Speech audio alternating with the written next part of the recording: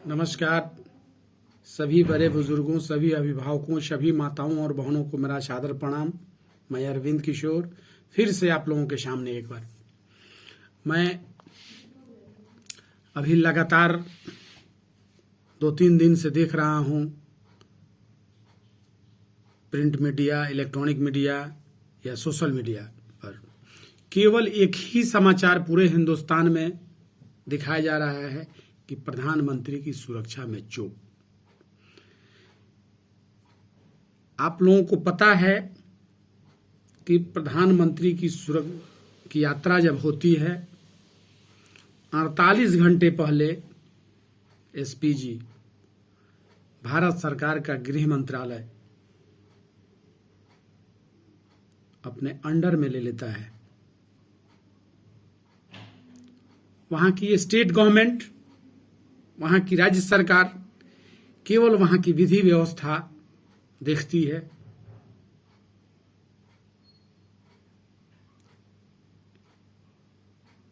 यातायात की व्यवस्था देखती है।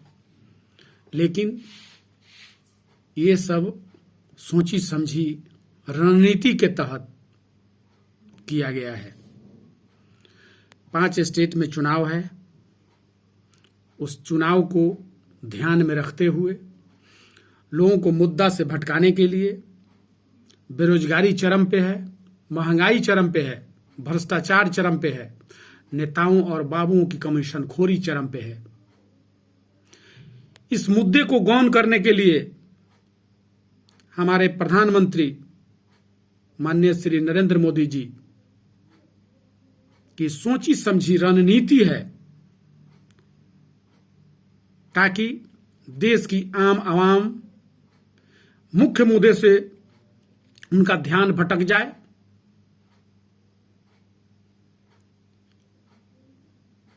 ताकि लोग बेरोजगारी के खिलाफ, महंगाई के खिलाफ,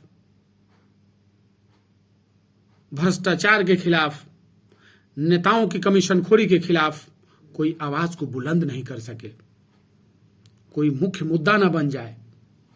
इसी को ध्यान में रखते हुए ये रणनीति पर काम हुआ है।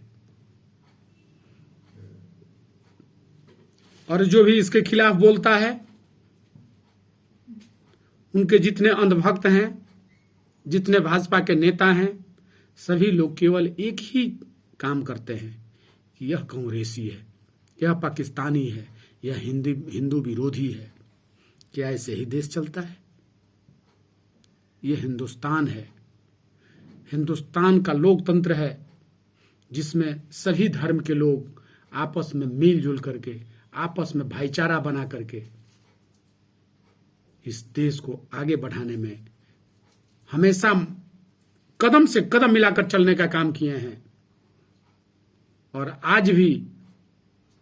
लेकिन उसी कदम में कदम मिलाकर चलने वाले लोगों के बीच में नफरत फैला करके, आपसी विद्वेष फैला करके, आपसी तनाव बढ़ा करके ये सरकार हिंदुस्तान पर राज कर रही है और लोगों को मुख्य मुद्दे से भटका रही है। पिछले कोरोना काल में आप लोगों ने देखा होगा कि क्या स्थिति हुई स्वास्थ्य की। कोई ऐसा परिवार नहीं है जिसका कोई सगा, जिसका कोई संबंधी, जिसके किसी परिवार का कोई मरा ना हो इस कोरोना में। ऑक्सीजन के अभाव में, डॉक्टर के अभाव में, दवाई के अभाव में, एम्बुलेंस के अभाव में। उसके बाद आज भी सरकार कान में तेल डाल करके और सोई हुई है।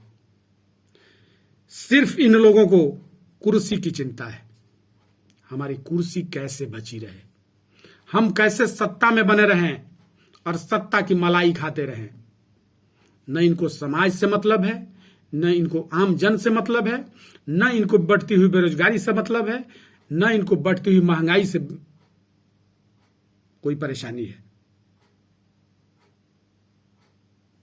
आज हिंदुस्तान में, खासकर पूरे बिहार में 2 दर्जन से ज्यादा चीनी मिल मरहौरा का मटन फैक्ट्री, सिवान का सुत्ता फैक्ट्री। 16 साल की सरकार ने, 16 साल नीतीश कुमार जी को हो गए,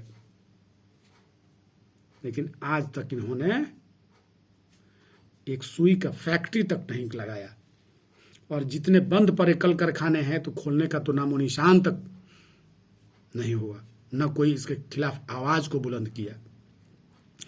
और जब भी बेरोजगारी, महंगाई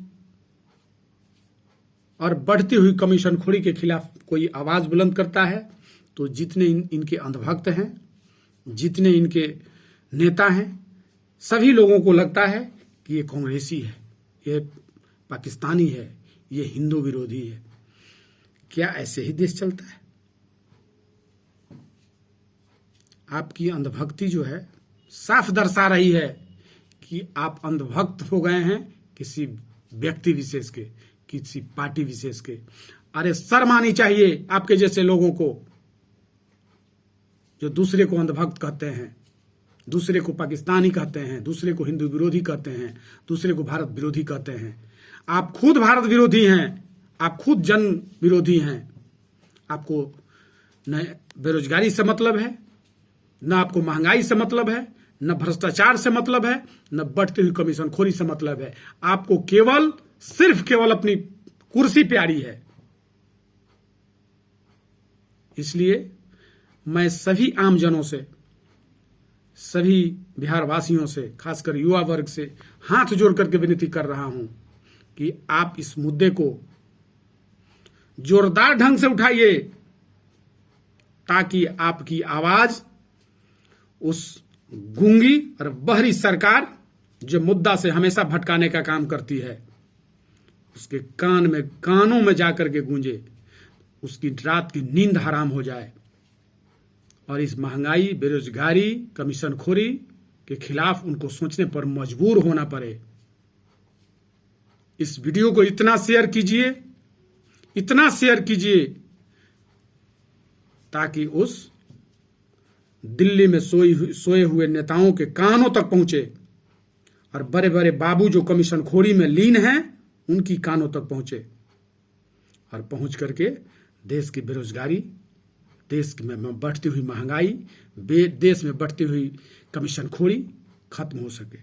नहीं तो आने वाला भविष्य जो है आपसे सवाल पूछेगा और आपके पास जवाब नहीं होगा। इसी के साथ मैं अरविंद किशोर, जय हिंद, जय भारत, जय बिहार, जय युवा, जय समाज।